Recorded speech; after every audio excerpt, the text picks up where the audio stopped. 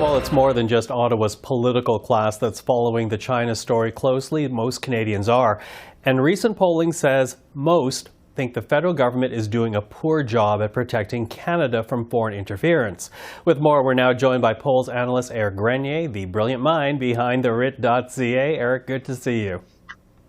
Happy to be here. Listen, let's begin with Canadian assessment here, because the Prime Minister says he has confidence in measures brought in about 6 years ago to protect Canadian institutions from foreign interference, but that seems offside of what the majority of people think. What do the polls tell us about that?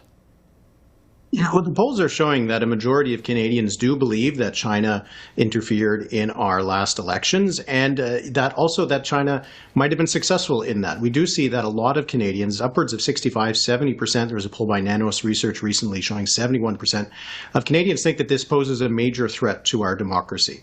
So what we have been hearing from the Prime Minister and the government, that more or less that our institutions have held, doesn't seem to be passing among the Canadian electorate, who think that this is a real problem and that China is interfering in our elections and almost certainly to do it again. So how bad are the numbers then? And I'm wondering about that on a couple of fronts. First and foremost, though, with the Prime Minister, how bad are those numbers for him? Well, we do see from the Angus Reid Institute polling that was done or was published last week that Canadians don't think that the government is doing enough to stand up to China, and also that the government will not do enough to stand up to China. We've also seen that, as I said, a lot of Canadians feel that this is a real threat, so they do want to see action coming from the government. One of the poll questions from the Angus Reid Institute, that was perhaps the most disturbing one, that did find that a quarter of Canadians, after hearing some of the stories that have been out in the media over the last few weeks, believe that the last election was stolen. And, for people who have maybe observed what's been going on in the United States over the last few years, that's a kind of very worrying kind of thing to hear. There's no indication that the election was stolen. Everybody more or less agrees that China's influence would have been relatively minor, even if they had been successful. So to see those kinds of numbers, including upwards of 40% of Conservative voters, suggests that not only do people see this as a grave threat, but that for a lot of Canadians, and perhaps too many, that it does put into question the integrity of our electoral system. Well, let's pick up on that point and build on it, because if that's what people believe about the 2019 and the 2021 election, what impact does that have going forward then? Well, I think that we're going to see that anything that happens in future elections will often perhaps be attributed to foreign interference, whether or not it's true. I think this is one of the biggest issues that we have here, is that we do have a vacuum of information because a lot of this is confidential information, so that the government is not able to share it.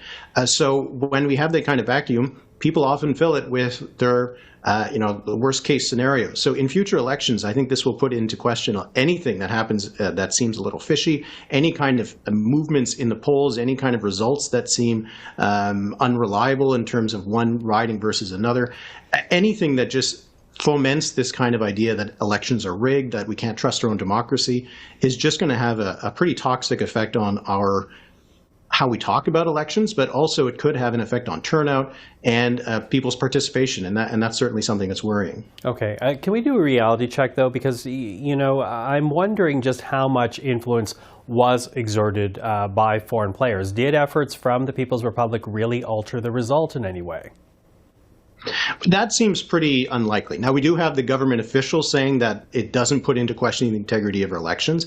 And even if we did attribute the People's Republic of China very great capabilities to change people's minds, they still need to be changing hundreds, in some cases thousands of people's minds in order to swing an election. There's not that many ridings, first of all, where Chinese Canadians make up a big enough proportion to swing a riding.